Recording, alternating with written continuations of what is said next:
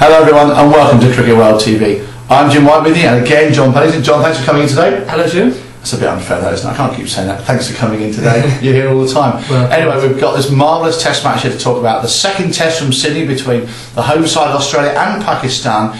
And what a test match it turned out to be. It wasn't quite what we thought. However, lots of intrigue. Plenty of intrigue and an astonishing comeback from Australia. Bowled out for 127 in their first innings. Ricky Ponting criticised heavily for winning the toss and choosing to bat. And eventually they came out and they won the game. Remarkable. Well, absolutely. Now we all know that batting last at Sydney's never been the best of things for most teams. However, it didn't look like Australia would be even with a chance of winning the game. Well, absolutely, because after they were bowled out for 127, Mohammad Asif 6 of 41. He's had a fantastic comeback, hasn't he, into international cricket. Pakistan then built a solid lead, 333. Salman Butt, Imran Farhat scoring half centuries, but Australia then had to come out and score 400, 450 we thought to keep themselves in the game.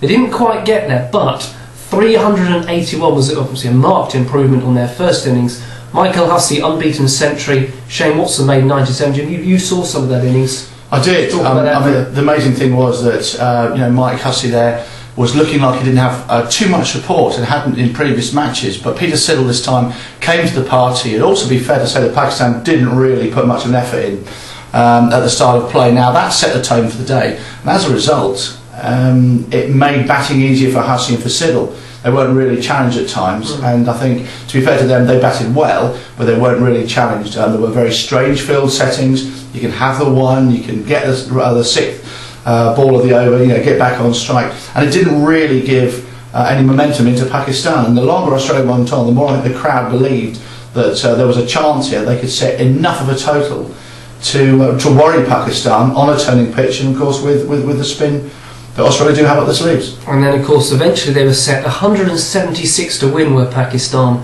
and they folded to be all out for 139. Umar Akmal again, he's a serious talent, 49. He scored a few 49s in this series. Top score when he was there. I think they probably still had a chance. They were down to 77 for 5, still with a chance. They were obviously needed another 99 to win, but once he was dismissed, that was pretty much game over. Nathan Horrocks, as you say, that spin option up their sleeve, the Australians, 5 for 53, another superb performance from him. He's really growing into the role of lead spinner. He is, and also again strange shot selections. I mentioned earlier about the Pakistan team on their fielding wasn't really up to par. The batting looked as though they were in a rush to get a plane home, I must say. Well, they're not. They've got another test to play, some ODIs. But I know, but it was a sort of a strange way of approaching the day. Really, I think the fielding attitude set the batting attitude, and they really was just trying to hit and hope, and played into Horrocks' hands very well. So Australia 2-0 up in this series. That's a series seal. There's only one match to go. That's in Hobart, starting on the 14th of January. It's one of those games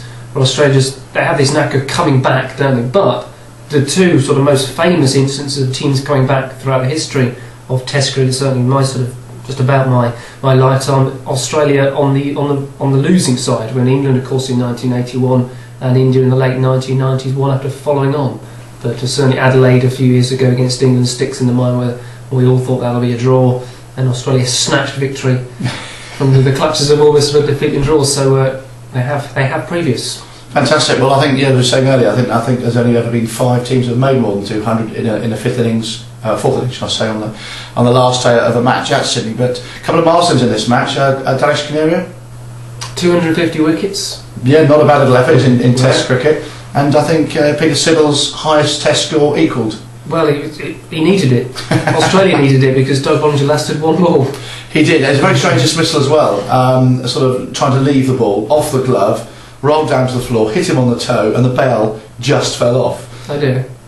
But rather in an auspicious way, but I don't think at the end of the day he or Ricky Ponting will mind. He's not there for his batting, let's be honest. He bowled well. He did take 4 wickets in Pakistan's first innings. I think he's really come into the team and done exceptionally well. No, he's a good talent, and I'm sure Australia will also be popping the corks now that they've won this test, and as you say, John, the series 2-0. Brilliant stuff. Well, let's look forward to the third match and the last game of the series, as you say, from Hobart, and we look forward to your joining us on Cricket World TV.